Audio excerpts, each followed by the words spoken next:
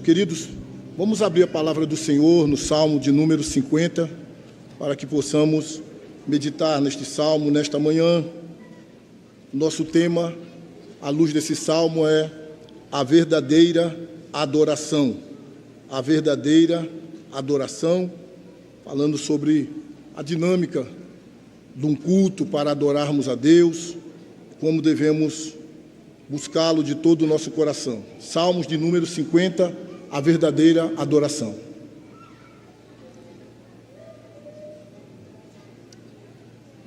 Assim diz a palavra do Senhor. O tema que temos aqui na Bíblia é a essência do culto a Deus, Salmo de Asaf. Fala o poderoso, o Senhor Deus, e chama a terra desde o levante até o poente, desde Sião, excelência de formosura, resplandece Deus. Vem o nosso Deus e não guarda silêncio, perante ele arde um fogo devorador. Ao seu redor esbraveja grande tormenta, intima os céus lá em cima e a terra, para julgar o seu povo. Congregai os meus santos, os que comigo fizeram aliança por meio de sacrifícios. Os céus anunciam a sua justiça, porque é o próprio Deus que julga. Escuta, povo meu, e eu falarei, ó Israel, e eu testemunharei contra ti. Eu sou o Deus, o teu Deus. Não te repreendo pelos teus sacrifícios, nem pelos teus holocaustos, continuamente perante mim. De tua casa não aceitarei novilhos, nem bodes dos teus apriscos, pois são meus todos os animais do bosque, e as alimárias aos milhares sobre as montanhas. Conheço todas as aves dos montes, e são meus todos os animais que pululam no campo. Se eu tivesse fome, não te diria, pois o mundo é meu, e quanto nele se contém. Acaso, como eu carne de touros, ou bebo sangue de cabritos? Oferece a Deus sacrifício de ações de graças, e cumpre os teus votos para com o Altíssimo. Invoca-me no dia da angústia, eu te livrarei, e tu me glorificarás. Mas ao ímpio diz Deus, de que te serve repetires os meus preceitos e teres nos lábios a minha aliança, uma vez que aborreces a disciplina e rejeitas as minhas palavras.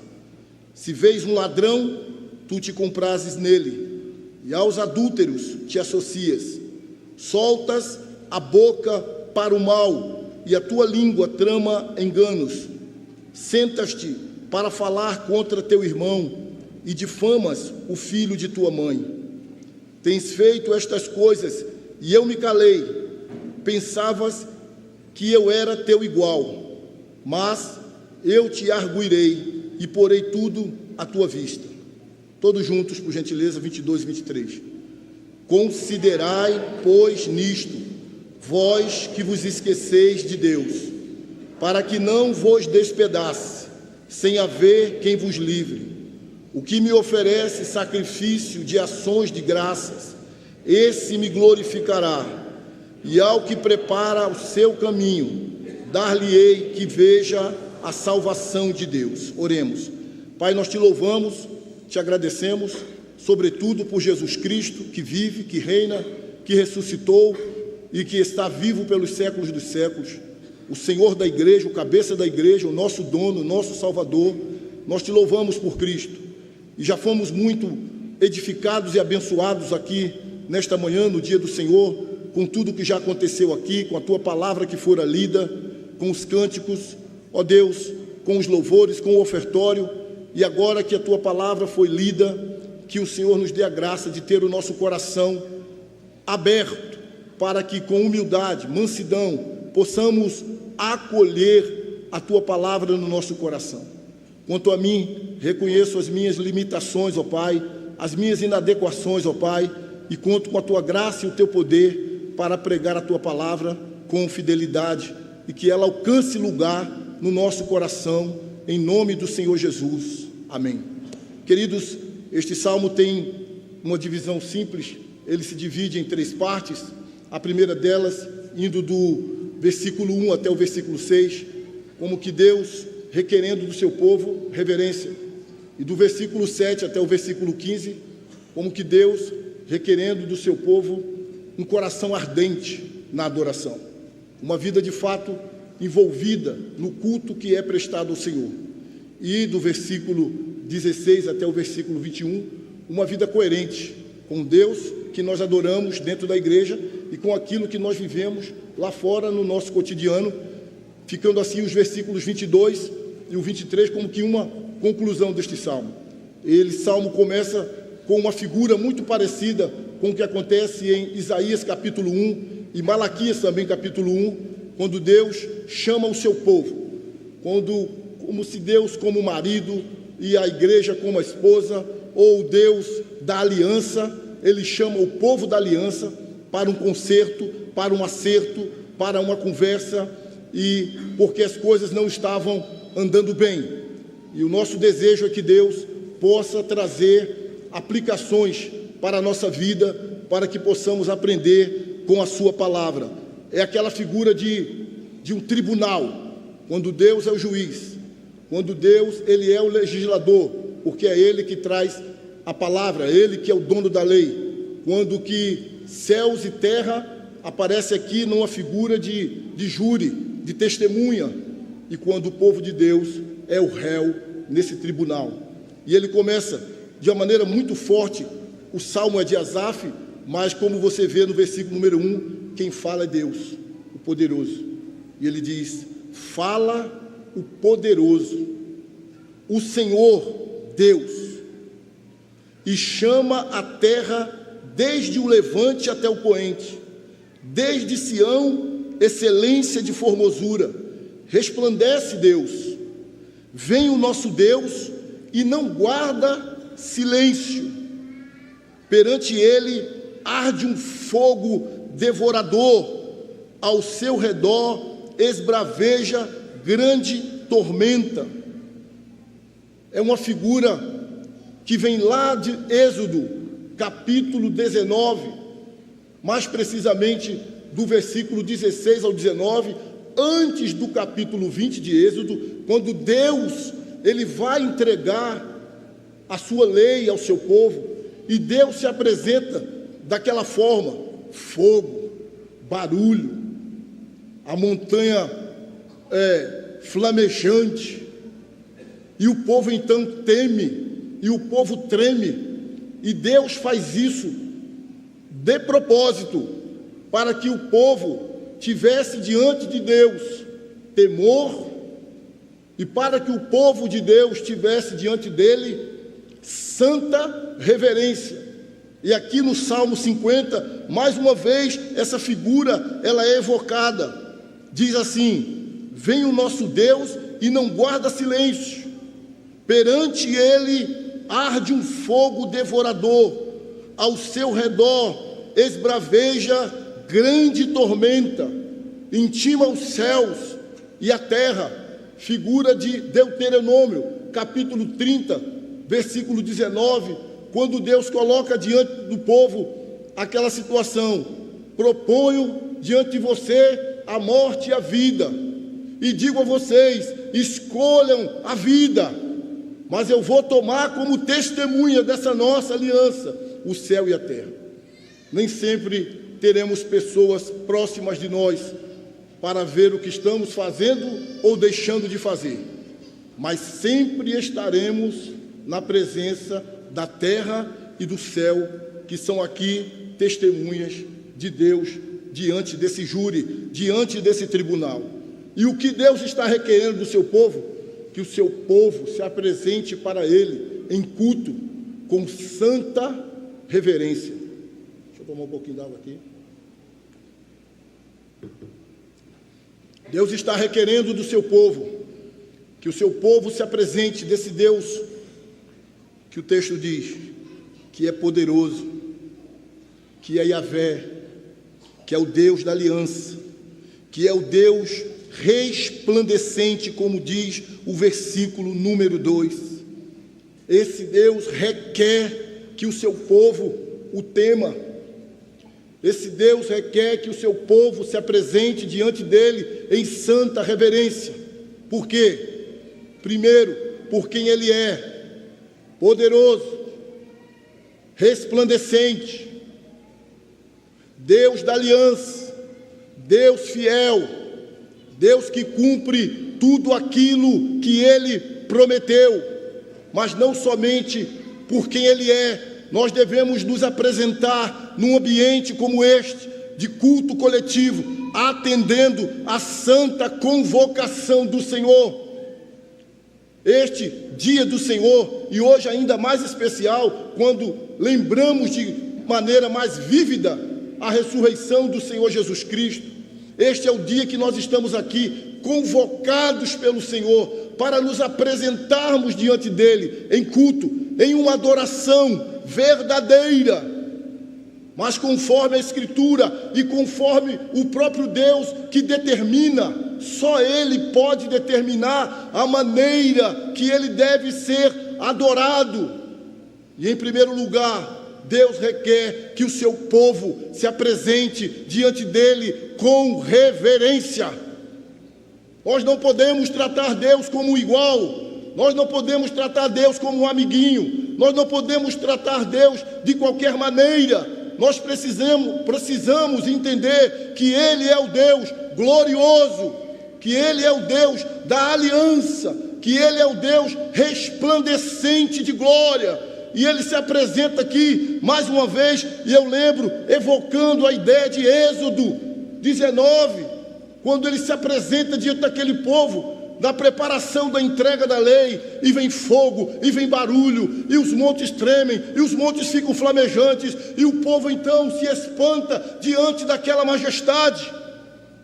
Nós não podemos tratar Deus ou nos relacionar com Deus como se Ele fosse um ídolo. Ele é Deus, Ele é o Senhor, Ele é o Todo-Poderoso, Ele é inigualável, Ele é incomparável, Ele é triplamente santo, e isso requer que o seu povo, no passado, no presente e no futuro, se apresente diante dele com reverência. Irmãos, a coisa está séria no meio do povo evangélico. A falta de reverência no meio do povo evangélico tem sido algo assombroso. A partir de coisas simples, como, por exemplo, fazer uma pergunta: você veio hoje na igreja para se encontrar com Deus, para adorar a Deus? Quem veio aqui com essa finalidade? Falando de um tribunal como está aqui, temos irmãos aqui que trabalham na área da justiça, tem ali o irmão Ítalo, tem Josué e outros, Messer. Quem aqui chega atrasado para uma audiência com o juiz? Quem aqui chega lá e diz assim: não, o senhor marcou para 10, mas eu cheguei de 11. Por quê? Porque eu quis. Ninguém chega para uma audiência com um juiz pecador, e às vezes um juiz até injusto, atrasado, arrastando o chinelo. Parece-me que existe até uma maneira de se vestir. Alguns trajes não são permitidos diante do tribunal. Mas o que nós vemos na igreja brasileira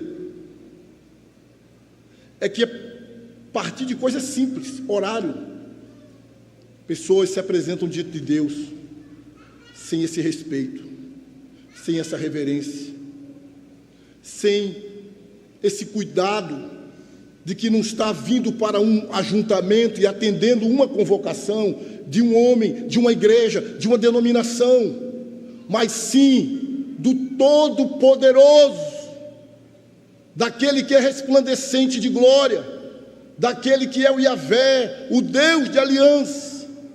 Mas devemos chegar à casa de Deus com reverência, não só por quem Ele é, mas também por aquilo que Ele fala. O versículo 3 diz: vem o nosso Deus e não guarda silêncio. Perante Ele arde um fogo devorador. Devemos nos apresentar diante de Deus com reverência por aquilo que Ele fala. A sua palavra é fiel. Devemos ter o nosso coração aberto e atento para ouvir aquilo que o Senhor vai falar. Como disse Samuel: fala, Senhor, que o teu povo ouve.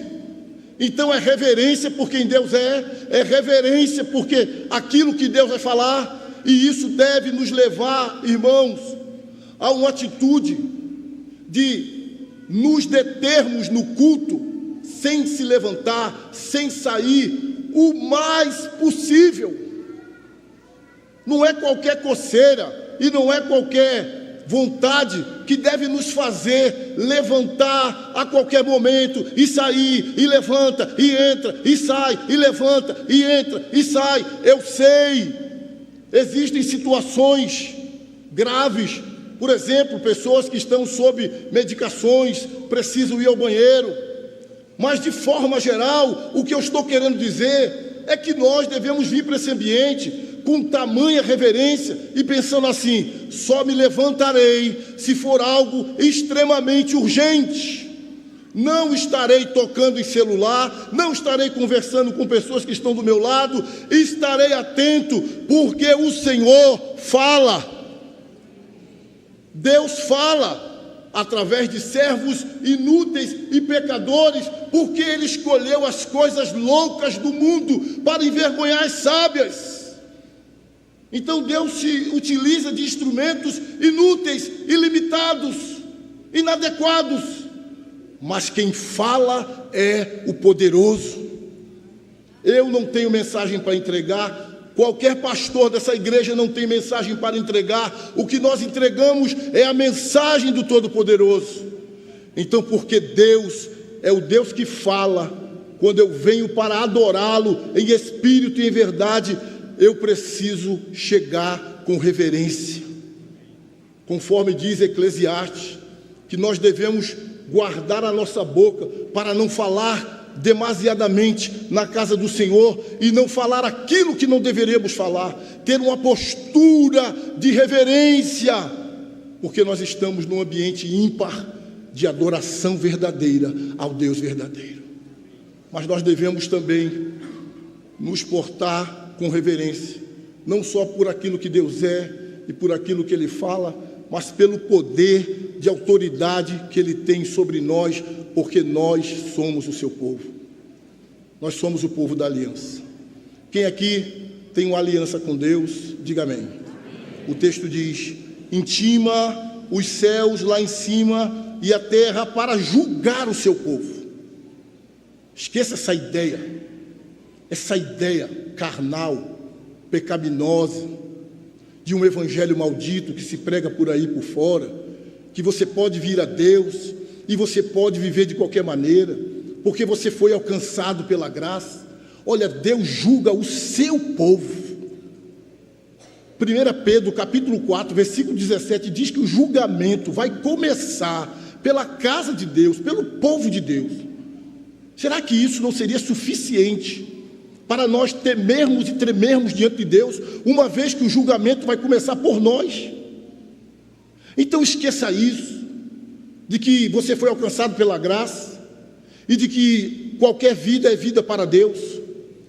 E com temor e tremor, eu vou dizer aqui, existem muitas pessoas no meio evangélico que estão chamando Deus de Pai, mas que estão vivendo como filhos do diabo.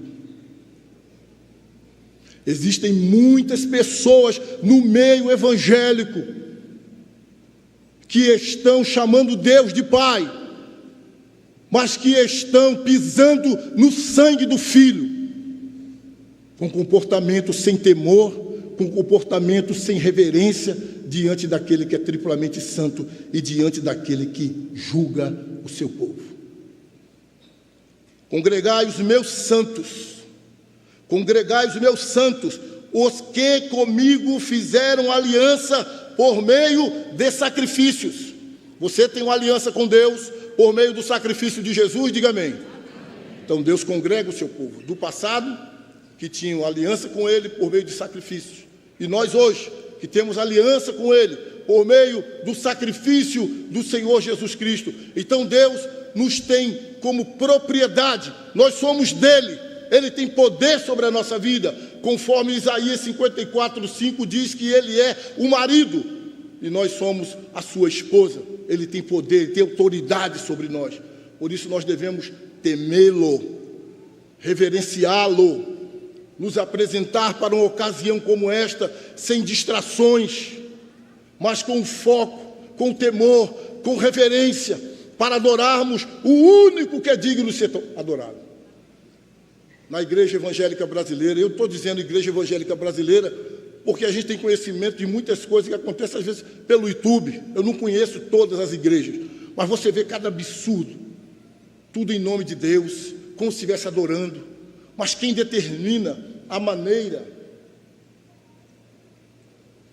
de ser adorado é Deus. Não somos nós que determinamos, mas Deus determina. E Ele determina que nós nos cheguemos a Ele com reverência. Ele determina que nós nos cheguemos a Ele de modo reverente.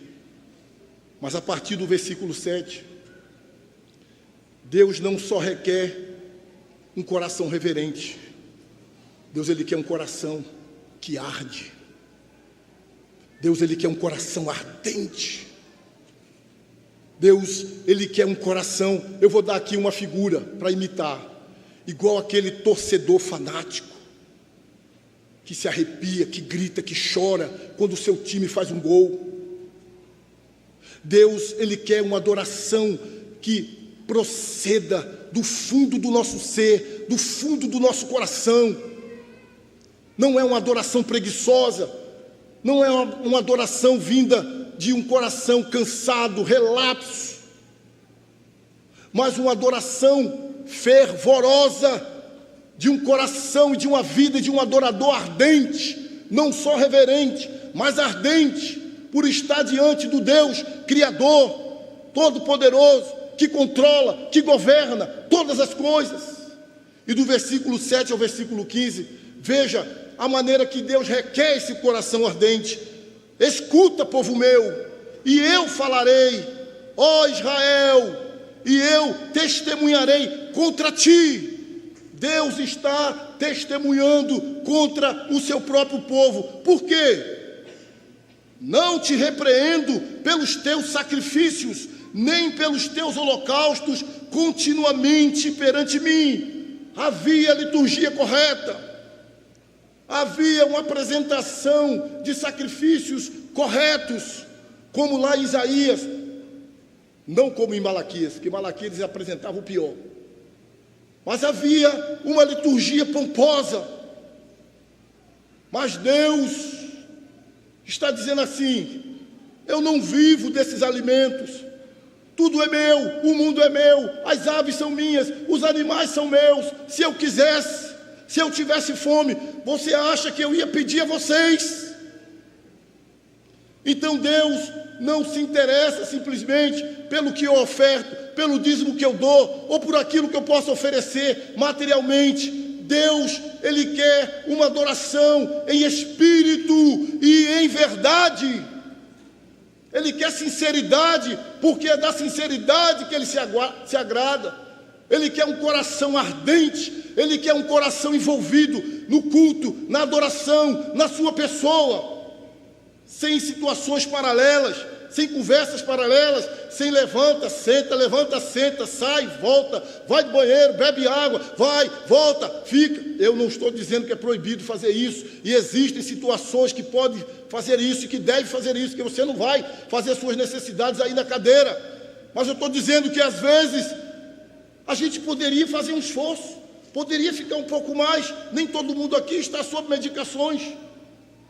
E quando a gente sai e volta, a gente perde a dinâmica do culto, a gente perde o fio da meada, e às vezes aquilo fica desinteressante, porque eu já não estou entendendo mais o que o Senhor está falando.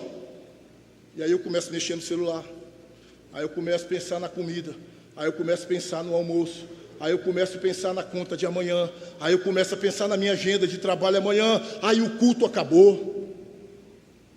E ainda que ninguém perceba, mas o mais interessado está percebendo. A coisa está feia, irmãos. Há pouca reverência. Há pouco coração ardente. E às vezes nós, todos nós, vamos nos deixando levar pelo automático e vamos oferecendo cultos mecânicos, porque nós já sabemos cantar, porque nós já sabemos fazer uma prece. E aí a gente vai de domingo a domingo. Mas será que Deus está se agradando, está recebendo? De tua casa não aceitarei novilhos, nem bodes dos teus apriscos, pois são meus todos os animais do bosque, e as alimárias aos milhares sobre as montanhas. Versículo 11.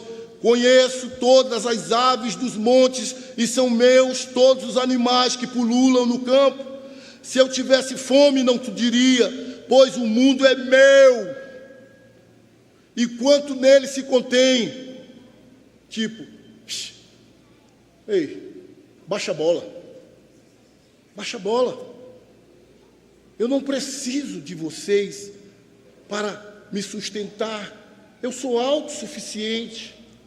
Eu criei vocês para a minha adoração, para o bem de vocês. Portanto, não venham de maneira vazia, descompromissada, hipócrita. Porque o que eu desejo, o que eu quero, é uma adoração verdadeira, é uma adoração sincera, é uma adoração fruto de um coração reverente e fruto de um coração que arde na minha presença, um coração ardente. Deus, Ele não precisa de nós.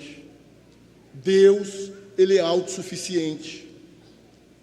E esse julgamento, esse júri aqui, não é porque Deus está vazio ou carente, mas Ele está alertando o seu próprio povo para o seu próprio bem, de que esse povo não está diante de ídolos, mas esse povo está diante de Deus, o Deus verdadeiro, e sendo assim, esse povo precisa se comportar de uma maneira sincera e verdadeira. 13. Acaso como eu carne de touros, ou bebo sangue de cabritos? Aí ele vai dizer o que ele quer. 14. Oferece a Deus sacrifício de ações de graças e cumpre os teus votos para com o Altíssimo. O que Deus requer de nós é que sejamos pessoas gratas, que sejamos pessoas que reconheçam a sua bondade, a sua misericórdia, o seu amor, e que cumpramos aquilo que prometemos, aquilo que votamos, pois é melhor não votar do que votar e não cumprir. Se você prometeu, cumpra. Se você empenhou a sua palavra, faça. É isso que Deus requer de nós. Não é uma adoração pomposa, com a liturgia perfeita, mas vazia de essência, vazia de compromisso, vazia de gratidão. O que Deus quer do seu povo é que nós sejamos um povo grato, é que nós possamos olhar para trás na história e percebermos de onde Ele nos tirou. O que é que nós estamos celebrando nesse domingo? Jesus ressuscitou, Jesus está vivo. E por que foi que Jesus morreu? Para nos arrancar da condenação da lei, para nos arrancar do domínio do império de Satanás, para nos arrancar da escravidão do pecado. E esses motivos são motivos sobejos para que nós sejamos pessoas gratas, a despeito de sofrimentos e lutas que passamos aqui e vamos passar, porque o mal faz parte da vida. Neste mundo caído, o mal faz parte da vida, a injustiça, a doença, a crise faz parte da vida. Tanto é que o Senhor diz no versículo seguinte, 15: invoca-me no dia da angústia. Não é se você tiver angústia, nós vamos ter angústias. E a dinâmica é essa: seja grato. E no dia do mal, no dia da angústia, me invoque, clame por mim. E aí começa a dinâmica: eu vou te livrar e você vai me glorificar. Essa é a dinâmica da vida do povo de Deus. O mal faz parte. Nós estamos vivendo aqui um tempo de muitos irmãos passando muitas dificuldades, com enfermidade sobretudo. Mas meu irmão que está enfermo, Deus está com você.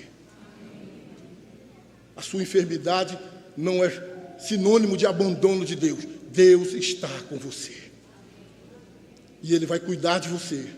E Ele vai fazer a vontade dEle prosperar na sua vida. E outros problemas que outros têm aqui, as dificuldades fazem parte da vida. E o que Deus requer de nós é um coração grato por quem Ele é, por tudo que Ele já fez na nossa vida. Invoca-me no dia da angústia, eu te livrarei e você vai me glorificar. Irmãos, aquele povo que temeu, aquele povo que se espantou: não, Moisés, fala você com Deus. Oh, nós estamos com medo. Oh, Moisés, não, Moisés. Aquele povo murmurou. Aquele povo viu água sair da rocha, viu pão cair do céu, viu codornizes, e aquele povo murmurou. E Deus abomina a murmuração. O que Deus requer de nós é que nós possamos oferecer a Ele sacrifícios de ação de graça. Que como povo dEle, tenhamos a certeza que Ele cuida. A nossa vida está na mão dEle, a nossa história está na mão dEle. Nós não estamos destinados ao acaso, nós não estamos destinados ao fracasso. A nossa vida está nas mãos de Deus. Nós somos o povo da aliança e Ele cuida de nós. Versículo 16. Agora a conversa muda um pouco o tom e Deus se dirige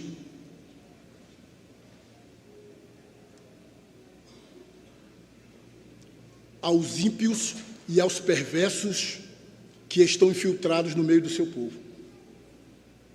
No meio do povo de Deus, existem pessoas que querem parecer povo de Deus, mas elas vivem como pessoas ímpias e como pessoas perversas.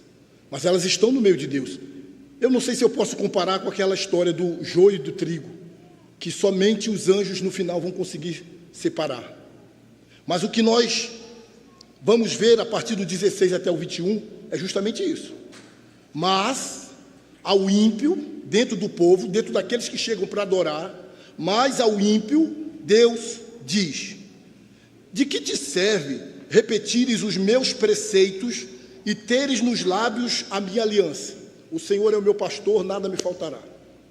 Porque Deus amou o mundo de tal maneira que todo aquele que nele crê não pereça, mas tenha vida eterna. Os preceitos estão nos lábios. Do que adianta ter os meus preceitos, uma vez que aborreces a disciplina, a conduta, a maneira de viver de acordo com o Senhor, e rejeitas as minhas palavras? Elas estão nos lábios, mas elas não estão na prática do dia a dia. Então Deus requer do seu povo um povo reverente, um povo de coração ardente, mas um povo que tenha uma vida coerente. O plano perfeito: Jesus veio me salvar. O seu nome é Jesus, mas amanhã eu estou na agência, amanhã eu estou no posto de saúde, amanhã eu estou na sala da faculdade, amanhã eu estou lá como guarda de trânsito, como gari, como médico, eu estou lá como pai, como mãe. E lá? Como é lá? Como é a música agora, o plano perfeito? Como é agora? Tu és santo, santo, santo. Como é agora? Tu és fiel, Senhor. Lá, no trato com a filha, com o filho, com o marido. Lá, na fila da perícia. Lá na padaria, lá no mercado, lá no negócio, lá na venda, lá na compra. Como é lá? Então, se exige do adorador reverente, tem que ser reverente, coração ardente, mas se exige do adorador vida coerente. E ele continua: se vês um ladrão, tu te comprases nele. Você negocia com ladrão, você é amigo de ladrão. Não é você não, é quem o texto está dizendo. Você vota em ladrão. Não só se associa, não só negocia, mas tem alguns que chegam a votar em ladrão. Eu estou dizendo isso porque no Brasil existem muitos políticos ladrão e não é nada particular com ninguém, mas que cabe também. Se associa com ladrão, negocia com ladrão, vota em ladrão, mas está no meio do povo de Deus. Já quebrou um mandamento: não roubarás. Continua o texto, e ele diz: se vês um ladrão, tu te comprases nele, e aos adúlteros te associas. Talvez nunca tenha se deitado com uma outra pessoa que não seja o teu cônjuge, mas será que já navegou na internet? Mas será que já mexeu com pornografia? Mas será que conversa mais nos aplicativos de conversa com outro homem ou com outra mulher do que com a sua própria esposa, com o seu próprio esposo? Nunca se deitou, mas será que navega? Será que flerta? Será que fica ali olhando a telinha e cobiçando? Ai meu Deus, isso aqui é um homem, isso aqui é uma mulher, ai meu Deus. Deixa eu dizer para você, essas práticas virtuais também são adultérios. Só para quando alguém aqui for pecar, ou alguém que está ouvindo, pecar sabendo que está pecando.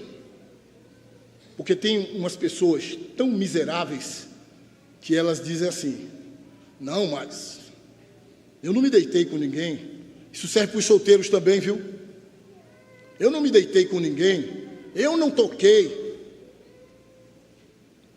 Essas práticas virtuais, essas conversas sujas, nojentas, também são pecados abomináveis diante de Deus.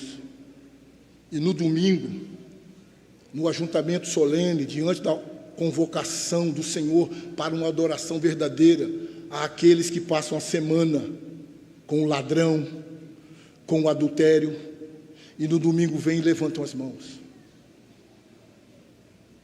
E o Senhor está dizendo: seu dízimo, sua oferta, sua liturgia, eu quero um coração ardente, sincero, devoto. E ele fala de outro mandamento: não adulterarás, mas ele fala de outro mandamento que é quebrado: não dirás falso testemunho. Versículo 19: soltas a boca para o mal, e a tua língua trama enganos, mente. Sentas-te para falar contra teu irmão, fofoca, e difamas o filho de tua mãe. Pessoas que comem as outras com a boca. Pessoas que matam outras com a boca. Não tem fulano? Sim. Presta não, viu? Tenha cuidado. Nunca chegou para a pessoa para falar para ela: fulano, você tem esse desvio, e eu estou aqui como irmão, como irmã, para falar com você à luz da Escritura. Deixa disso, irmão. Faz mais isso não. Mas não. Fofoca. Disse-me disse. E isso destrói relacionamentos. E falando de igreja, isso destrói a igreja. Porque vai criando facções, paredes, muros de inimizade, separações. Mas está na igreja. Se diz povo da aliança. E Deus diz: ô fulano, tens feito estas coisas, versículo 21, e eu me calei. Tipo, longanimidade, paciência de Deus. Vamos ver se esse miserável deixa esse adultério. Vamos ver se esse miserável deixa de andar com esse ladrão. Vamos ver se esse miserável deixa de fazer fofoca. Fulano, tens feito estas coisas e eu me calei. Pensavas que eu era teu igual, né? Ah, eu faço tudo isso, mesmo assim Deus me abençoa. Vá pensando. Eu vivo na pornografia, mas mesmo assim a minha vida é uma bênção. Ei, o copo tem um limite. E às vezes uma gota faz esse copo transbordar. Cuidado. E no domingo está na igreja.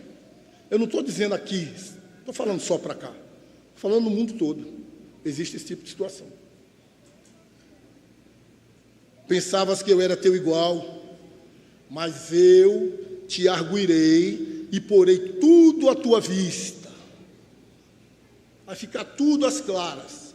Ou aqui, ou mais adiante. Tomara que seja aqui. Porque a pessoa se arrepende, zera a conta e segue em paz.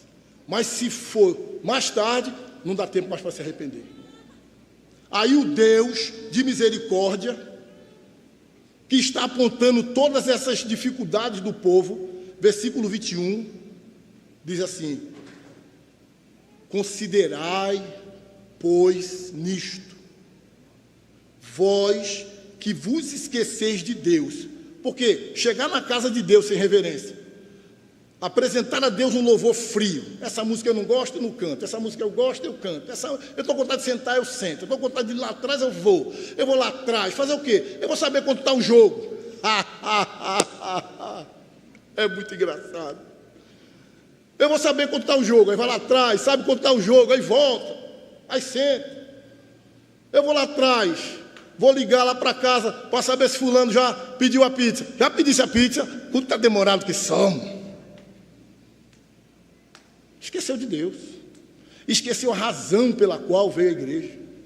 Ele diz: considerai, pois, nisto, vós que vos esqueceis de Deus, para que não vos despedace, sem haver quem vos livre.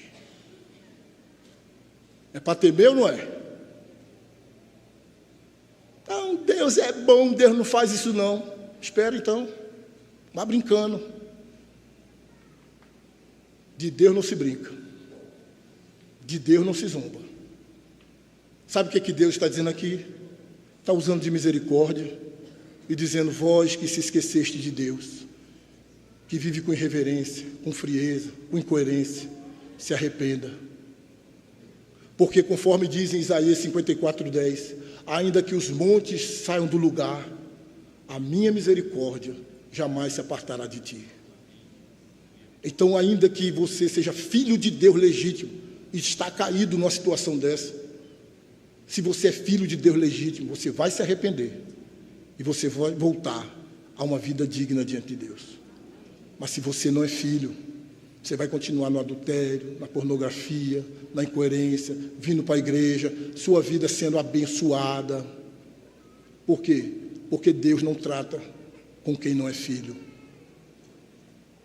Eu não posso bater num menino, ainda que tenha muita vontade, se ele não é meu filho. Esses meninos rebeldes que ficam se estribuchando no chão, gritando, a mãe tem que dar, o pai tem que fazer. Quando você vê uma cena dessa e você pensa: ah, se fosse meu filho, mas não é. Deus não disciplina quem não é filho. Deus só disciplina quem é filho. 22, 23. O que Deus requer de nós? O que me oferece sacrifício de ações de graças, esse me glorificará. Deus quer que nós sejamos gratos. Deus quer que nós sejamos gratos. E é o que prepara o seu caminho, dar-lhe-ei que veja a salvação de Deus. Quem é o caminho, irmãos? Quem é o caminho, irmãos? É Jesus. É olhar para Jesus. É seguir a Jesus. É tomar a nossa cruz e segui-lo. É estarmos comprometidos com aquele que é chamado brilhante estrela da manhã, raiz de Davi, príncipe da paz, leão de Judá. aquele que prepara o seu caminho em uma vida de comunhão com Jesus, de intimidade com Jesus, de seguir lealmente a Jesus, de viver para Jesus, este verá a minha salvação. Não é com irreverência, frieza ou incoerência, mas seguindo de maneira fiel aquele que hoje o mundo celebra, que venceu a morte e que está vivo. Jesus está vivo e Ele procura adoradores que o adorem em espírito e em verdade.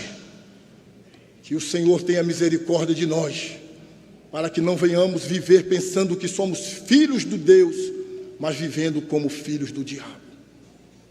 Que o Senhor tenha misericórdia de nós, para não sermos enganados, achando que fomos salvos pela graça, mas vivendo numa verdadeira desgraça. Que nós possamos seguir a Jesus com reverência, com coração ardente e com a vida coerente. O que somos aqui, sejamos em casa, no trabalho, na academia, no esporte, para a glória de Deus. Que Deus nos abençoe. Vamos ficar de pé?